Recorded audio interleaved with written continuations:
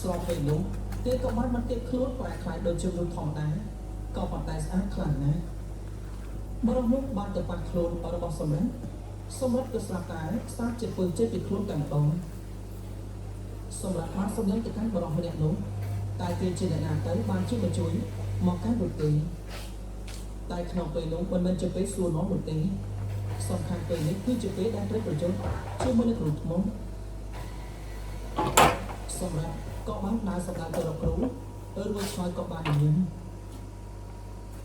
ចាំបាច់ហើយគ្រូពេលវេលានេះគឺជាពេលវេលារបស់ឯងឬក៏ជាពេលវេលារបស់ជើងគឺមកចំណាយខ្លួនខ្លាចទៅជាសត្វខ្លានៅក្នុងពេលនេះគេខ្លាចខ្លួនទៅជាសត្វខ្លាពេញលេញបានហើយតែទៅជាសត្វខ្លាមកពីទៀតផងស្របពេលនោះតំឡោះរបស់ជើងក៏មិនរំចាំហើយក៏មកលេងសើចយ៉ាងច្រើនទៀតដែរគេបានសូមដល់គុំឲ្យសត្វក្របីភ្លឹងឲ្យផុសចេញមកពីក្នុងដីភ្លាមសត្វខ្លានោះហាក់ដូចជាមានការភ័យខ្លាចបន្ទាប់ពីឃើញសត្វក្របីភ្លឹងប្រហែលជាវាធ្លាប់ស្គាល់របៀបមួយនេះបើសិនជាសត្វក្របីទៅវត្តចំអ្វីហើយរបស់នោះគឺត្រូវតែឆេះមិនថាសត្វមិនថាមនុស្សនោះទេសត្វក្របីក៏បានវត្តមួយស្នាមក៏ប៉ុន្តែវាបានតិចផងខ្លាក៏បានខំទៅលើខ្លួនសត្វក្របីនោះស្រាប់តែមានភ្លើងឆេះមកតាមជង្គង់របស់វាសត្វចាំបានច្បាស់ថាមិនអាចប្រយុទ្ធទល់ទល់ជាមួយសត្វក្របីភ្លើងបានក៏ចាប់ដើមរត់គេចេញពីកន្លែងនោះក៏ប៉ុន្តែសត្វក្របីបានលេចចូលទៅក្នុងដីហើយក៏បានទៅផុសបង្ហាញខ្លួនពីខាងមុខសត្វខ្លាក្របីភ្លើងស្រេចបន្លឺសម្លេងយ៉ាងខ្លាំងតែម្ដងស្ទុះទៅមួយទំហឹងវត្តមួយស្នាមទៅលេងខ្លួនសត្វខ្លានោះសត្វខ្លាបន្ទាប់ពីត្រូវមួយស្នាមលោកទាំងឆេងបានខ្ទង់ប្រហែលជា5ម៉ែត្រតែប៉ុណ្ណោះខ្លួនរបស់វាក៏បានឆេះទៅក៏រលេងសំបីតែកន្តិចហើយក៏មិនសល់ភ្លាមនោះសត្វក្របីភ្លើងក៏បានដើរចូលទៅជិតអ្នកកំឡុងសម្រាប់ក៏បានសូត្រអាគមទៅរួចហើយវាក៏បានលើកបាត់ចូលទៅក្នុងដីវិញទៅរកពេលមួយនេះមើលទៅមិនធម្មតានោះទេអញ្ចឹងទេតើបានជាតាសច្ចាត្រូវរកអ្នកចេះវិជ្ជានិងមានអានុភាពពិសេសជាប់បន្តតាមខ្លួនតាំងពីកំណើតដូចជាអ្នកកំឡុងមកនេះតាសច្ចាក៏ប្រហែលជាដូចជាអ្នកកំឡុងបញ្ញាព្រោះថារបៀបនេះបើសិនជាមន្តអាគមឬក៏អានុភាពខ្លួនបន្តិចបន្តួចនោះប្រហែលជាត្រូវសត្វក្របីនេះវិញបកទៅកាន់គេវិញព្រោះក្នុងសាច់រឿងចាស់កាលពីមុនខ្ញុំក៏ធ្លាប់និយាយដែរចំពោះរឿងអ្នកប្រើប្រាស់ទៅកាន់សត្វក្របីភ្លើងនេះបើសិនជាយើងមានអានុភាពមកដល់វាប្រកបជាបកត្រឡប់មកចាត់ការម្ចាស់ខ្លួនឯងពិតជាមិនខានក្រៅពីគ្រូនោះបានរលីស្ដាប់សូនទៅព្រៃនេះក៏បានប្រែក្លាយទៅជាព្រៃធម្មតាមានពលិដោយដើមមកវិញគ្មានអាគមចោលព្រៃហើយក៏គ្មានវិញ្ញាណខ្មៅគ្របដណ្ដប់ទៀតដែរបរោះបាត់ណាចូលទៅចិត្តមនុស្សម្នាក់ដែលមានខ្លួនពលិដូចជានេះនោះស្របពេលនោះគេក៏បានសាកសួរទៅតាមបរោះដែលមានខ្លួនដូចជានេះថានេះតើលោកគឺជាអ្វីទៅមកទៅអាខ្លាំងណាស់ពលិកាយភ្លឺដូចជាពួកទេវតាអញ្ចឹងបរោះម្នាក់នោះបាននិយាយទៅរួចឆ្លើយក៏បានប្រែរូបរាងទៅជាបញ្ជូនដូចតែគ្នាទេគេបានតបទៅកាន់អ្នកកំឡុងថានៅអ្នកកំឡុងខ្ញុំគឺជាបរិមម្នាក់ចូលមកក្នុងព្រៃមករកឆ្នាំសង្កូវដើម្បីព្យាបាលទៅកាន់កូនស្រីដោយសារតែខ្ញុំហ៊ានលះបង់ជីវិតដើម្បីកូនស្រីក្រោយពីខ្ញុំត្រូវពពុះអមនុស្សចាត់ការទៅខ្ញុំក៏បានកើតជាពួកទេពមានវិញ្ញាណនៅក្នុងព្រៃនេះដែលមនុស្សមួយចំនួនហៅខ្ញុំថាគឺជាពួកអរិយអ្នកតាចាប់ពីថ្ងៃនេះទៅមនុស្សម្នាក់អាចចូលមកកាន់ទីកន្លែងនេះបានព្រោះយើងខ្មៅមិនត្រូវខ្ញុំកំចាត់ចោលអស់អ្នកកំឡុងតើអ្នកចូលមកក្នុងព្រៃនេះមានគោលបំណងអ្វីទៅកំឡុងចំហមកគេមិននឹកស្មានថាគេបានឃើញពួកទេពនោះទេធ្លាប់លើតែចាស់ទៅជ័យឥឡូវនេះបានឃើញប្របនេះរូបកាយស្អាតណាស់មានពលឹងចេញមកពីក្នុងខ្លួនកំឡុងគេនិយាយថានេះតាមពិតទៅលោកគឺជាគូជ្រក់មកកើតចាប់អរិយសន្ធិទីអីតាមពិតទៅខ្ញុំចូលមកក្នុងព្រៃនេះគឺមកតាមរកគូជ្រក់ដោយសារតែកូនស្រីរបស់គាត់ឈ្មោះថាធីរីនោះព្រួយបារម្ភទៅកាន់ឪពុកខ្លាំងពេកហើយក៏មានគោលបំណងមករកឆ្នាំសង្កូវជាបានជំងឺកញ្ជ្រោលដែរ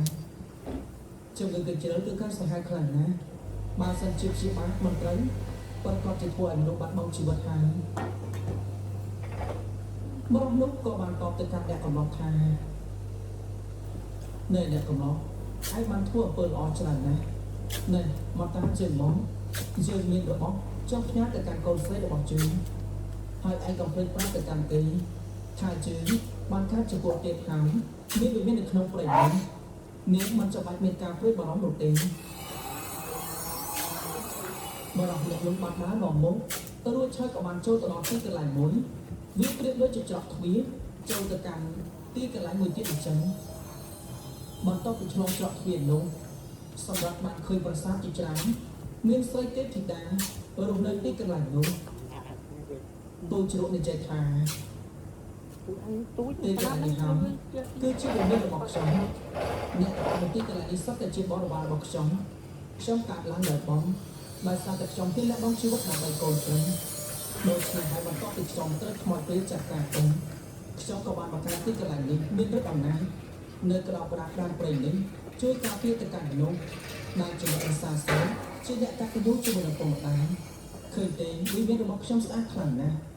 ពួកស្រីទេពធីតានៅចំកណ្ដាលខ្ញុំទាំងជប់ទាំងថ្ងៃទាំងអងសម្រាប់ម្ដាយឃើញសួរច្បាស់ម្ដាយឃើញវិមានភ្លឺចែកចាស់ចាំទេធ្វើឲ្យគេរំភើបចិត្តខ្លាំងណាស់ទេវតាគឺមានពុតប្រកបមែនមិនមែនគ្រាន់តែជារឿងនិទាននោះទេអ្នកធ្វើអំពើល្អគឺទទួលបានផលល្អពុតប្រកបមែនបរិបម្នាក់នោះក៏បានចុះប្រអប់មួយទងប្រហែលជាមួយចំណាកន្លះហត់ឲ្យទៅកាន់សម្លឹងក៏និយាយថានៅអ្នកកំឡុងនេះគឺជាទ្រព្យសម្បត្តិមួយចំនួនដែលខ្ញុំផ្ញើទៅឲ្យកូនស្រីឲ្យនាងទុកចាយវាចំណែកឯប្រអប់តូចមួយទៀតនេះគឺជាត្បូងដែលអាចជួយគ្រប់គ្រងទៅកាន់អាយុជីវិតមនុស្សបានគេហៅថាត្បូងតជីវិតក៏ប៉ុន្តែមិនមែនមនុស្សស្លាប់ហើយធ្វើឲ្យរស់មកវិញនោះទេបើសិនជាមនុស្សនោះមិនតន់ដាច់ដង្ហើមប្រកបជាអាចស្រួលទៅកាន់គេបានទោះបីជាគេមានជំនឿអ្វីក៏ដោយធម្មតាមនុស្សដែលស្លាប់ហើយមិនអាចជួបឲ្យរស់វិញបាននោះទេកុំថាឡើយអ្នកជឿវិជាមនោគមសូមឲ្យតែពួកទេវតាក៏មិនអាចធ្វើបានដែរក៏ប៉ុន្តែជាអាចមានឆ្នាំទេសូមជួបមនុស្សដែលជាស្លាប់បានអ្នកកំឡុងទទួលចុះប្រអប់ទាំងពីរនោះទាំងមានសេចក្តីសមនោះតែភ្នែករបស់គេមិនបានដកចេញពីវិមានដ៏ស្រស់ស្អាតព្រមទាំងសួនច្បារនិងស្ត្រីដែលមានរូបកាយមានពន្លឺពណ៌មានរូបទេសម្រាប់មានមន្ទិលជាច្រើនចុះសាក់សួរទៅកាន់បរិបនោះ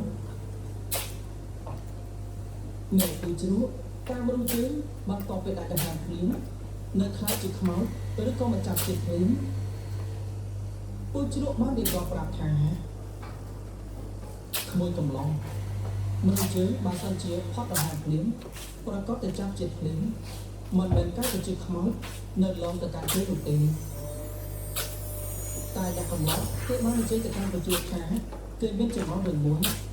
ពេលខ្លះឪពុកម្ដាយបាត់បង់ជីវិតទៅបើជាត្រឡប់បន្លាយដល់កូនធ្វើពួកគេមានការវិក្រមចំណែកឯពួកជ្រក់បានរៀបរាប់ថារឿងនេះប្រាប់ទៅខាងអ្នកកំឡុងថា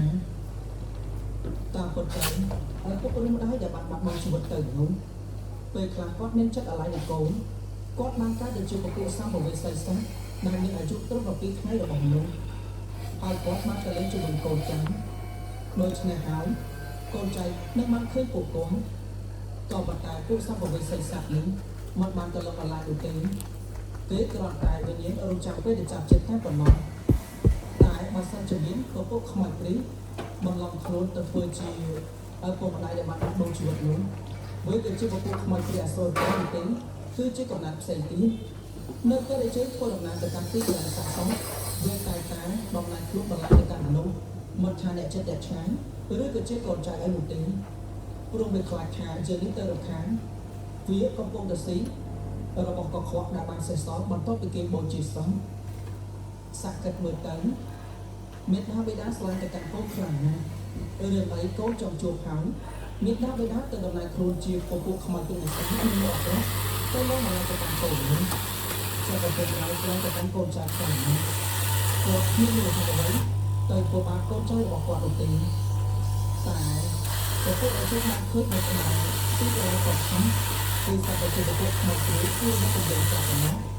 ពេលខ្លះគឺបានទីសាប់នេះឬទៅកូនចៅនៃសពនោះទៅទីកន្លែងនោះ វាក៏បានដំណែងខ្លួនខ្លាចទៅជាអ្នកដែលបានស្លាប់នោះបន្លាយទៅកាន់មនុស្សទៅហើយជឿជាក់ថាបន្តគ្នាខាងមនុស្សស្លាប់ទៅខ្លាចទៅជាខ្មោចលងបន្លាយទៅកាន់ទីតាមពិតទៅវាមិនមែននោះទេមនុស្សស្លាប់នេះគឺការនេះរាប់តែទៅផ្លែអ្នកបានស្លាប់នោះទៅការជាពពួកព្រីមពួកប្រែឬក៏ជាពពួកអាប់មួយប្រភេទនេះដែលនៅមានខាងកណ្ដាលមិនតារៀបរាប់បានប៉ុណ្ណេះគូជ្រក់ក៏បានប្រាប់ឲ្យអ្នកកំឡុងចេញពីទីកន្លែងនោះដោយសារតែទីកន្លែងនេះគឺជាទីកន្លែងមួយគឺមនុស្សមិនអាចទៅរយៈញ៉ាំជួបបាននោះទេកំឡុងបានសម្រាប់ទៅកាន់គូជ្រក់ហើយលោកឆាយក៏បានធ្វើដំណើរចាក់ចេញពីជាប់ទ្វារនោះគេក៏បានចូលរករបស់ព្រៃធម្មតាទៅសម្រាប់បានសម្រាប់ទៅកាន់ដែនព្រៃនេះមិននឹកស្មានថាទីព្រៃដែលពោពេញទៅដោយពពួកអនុតែមានវិញ្ញាណរបស់ពួកគេនៅទីកន្លែងនេះគួរចេតនាខ្លួនអេសងគេនិយាយថាពេលចាក់ចេញពីទីកន្លែងនេះម្ដងគេគិតនៅក្នុងចិត្តខាងការធ្វើដំណើរចូលក្នុងព្រៃម្ដងនេះគឺទទួលបានចំណេះដឹងច្រើនខ្លាំងណាស់អំពីពពួកអនុនេះក្រោយពីរងឆ្នាំសង្កេតបានគ្រប់ចំនួនចំណុចក៏បានធ្វើដំណើរចូលទៅកាន់ចិត្តគុំវិញក៏បានអាចមកទៅនេះគឺជាប្រទេសគាត់ទៅហើយក៏ប៉ុន្តែអ្នកគ្រប់គ្នានៅក្នុងភូមិនោះគ្មានអ្នកណាដែលពួននោះទេអ្នកអត់ចន្លោះអត់ចំទៀងរំចាំវត្តមានអ្នកកំឡុងត្រឡប់ទៅវិញពួកគេប្រហែលជាកំពុងតែគិតថាសម្រាប់ចាញ់ដៃរបស់គ្រូបងជីវិតកាន់ចាំនៅក្នុងប្រទេសបាត់ទៅហើយតែបន្ទាប់ពីឃើញសម្រាប់ធ្វើដំណើរចូលទៅដល់ស្រុកភូមិអ្នកគ្រប់គ្នាមានការចាប់អារម្មណ៍យ៉ាងខ្លាំងម្នាក់បើកភ្នែកធំសម្រាប់ទៅកាន់អ្នកកំឡុងតែជាសម្រាប់វិញឬក៏ជាការបន្លំខ្លួនរបស់ពពួកអនុខោទីអ្នកគោមានអារម្មណ៍ស្ទាក់ស្ទើរក៏ពេញទៅដោយការកំឡុងជាសម្រាប់ទៅឬក៏ជាការបំផុតនេះសម្រាប់គេក៏បានមកចូលទៅឬឆាយក៏បានទៅចូលចិត្តភ្លឹងនិងបង្ហាញឲ្យច្បាស់ថាគេគឺជាមនុស្សពិតប្រាកដក្រោយមកអ្នកភូមិគ្រប់គ្នាក៏បានស្ទុះចូលទៅជិះពួកគេកំពុងតែមានការព្រួយបារម្ភធារីបានដាក់ចូលទៅជិះអ្នកកំឡុងឬក៏បានចេញទៅរកគ្នាបងប្រុសខ្ញុំមានការព្រួយបារម្ភខ្លាំងណាស់តើបងបានជួបជាមួយនឹងពុករបស់ខ្ញុំដែរទេតែគាត់នៅក្នុងព្រៃដែរឬអត់សម្រាប់គេក៏បានតបវិញធីរីបងបងបានជួបជាមួយនឹងពុករបស់ឯងក៏ប៉ុន្តែគាត់មិនអាចចាក់ចេញពីក្នុងដែនព្រៃនោះបានទេម្ចាស់ទៀតឯងក៏មិនដឹងពុករបស់ឯងពលជ្រោះបានដឹកនាំជីវិតជួយទៅតាមរឿងនេះគាត់ក៏បានតែជាពួកគេមានវិមាននៅទីកន្លែងនេះមានសម្បត្តិការដូចជាអញ្ចឹងក្រោយមកគាត់ក៏បានឲ្យរបស់ស័ក្តិសិទ្ធិមួយមកកាន់បងហើយក៏បានឲ្យប្រអប់មួយបងចុះមកឲ្យឯងផងដែរឯងបានមើលទៅធារីក៏បានប្រអប់មួយបានជួយទៅគ្រឿងអលង្ការបុរាណដែលធ្វើអំពីនេះនឹងបានទៅដោយត្បូងភើបដ៏មានតម្លៃនាងរំភើបចិត្តខ្លាំងណាស់ក៏ប៉ុន្តែនាងនឹកគុំទៅដល់ពុករបស់នាងទោះបីជាគាត់បាត់បង់ជីវិតទៅហើយតែគាត់នៅតែគិតគូរមកកាន់កូនស្រីទី